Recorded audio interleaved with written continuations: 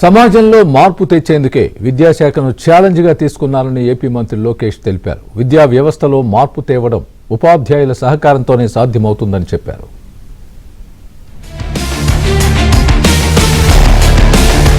సమాజంలో నిజమైన మార్పు తీసుకురావాలనే ఉద్దేశంతోనే విద్యాశాఖను ఒక ఛాలెంజ్గా తీసుకున్నానని ఏపీ మంత్రి లోకేష్ స్పష్టం చేశారు.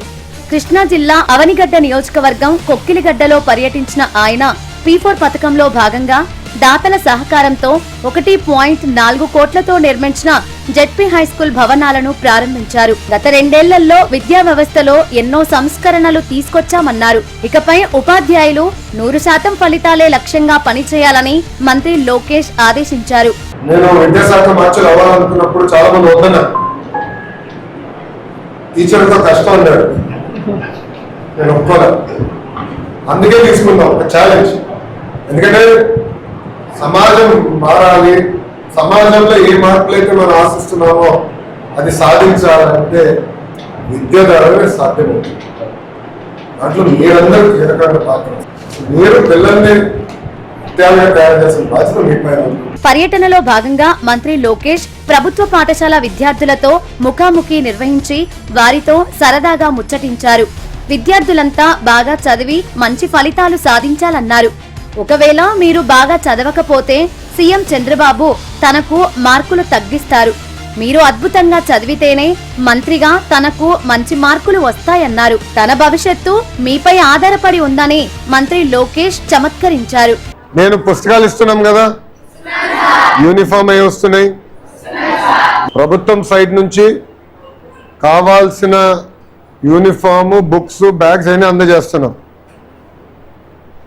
అడ్మిషన్స్ చూసుకుని టీచర్ల నియామకం కూడా చేస్తున్నాం, ఎక్కడ గ్యాప్ లేకుండా. మీరు చేయాల్సింది టీచర్ అమ్మ చెప్పినట్లు శ్రద్ధగా చదవాలి. మీకు మార్కులు సరిగా రాకపోతే నా మార్కులు తీయేస్తారు నా ముఖ్యమంత్రి గారు. తల్లిదండ్రుల తర్వాత ఉపాధ్యాయుల్ని గౌరవించాలి, అది మీరు మర్చిపోవద్దు.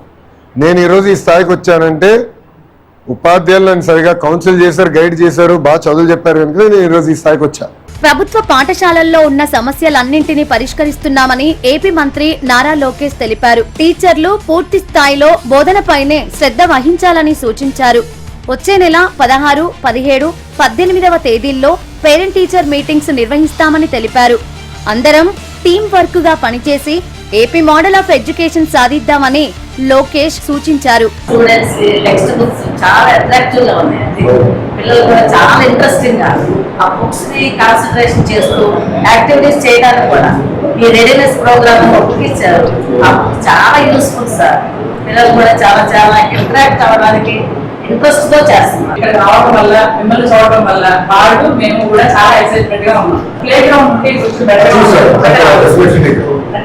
ఫ్రీగా ఆడుకోవడానికి. అనంతరం P4 కార్యక్రమం ద్వారా జెడ్పీ పాఠశాల నిర్మాణానికి సహకరించిన Shri Bhramarambika processing company chairman Kamarajugadda Bala Venkata Satyaprasad తదితర దాతలను మంత్రి లోకేష్ ఘనంగా సత్కరించి అభినందించారు.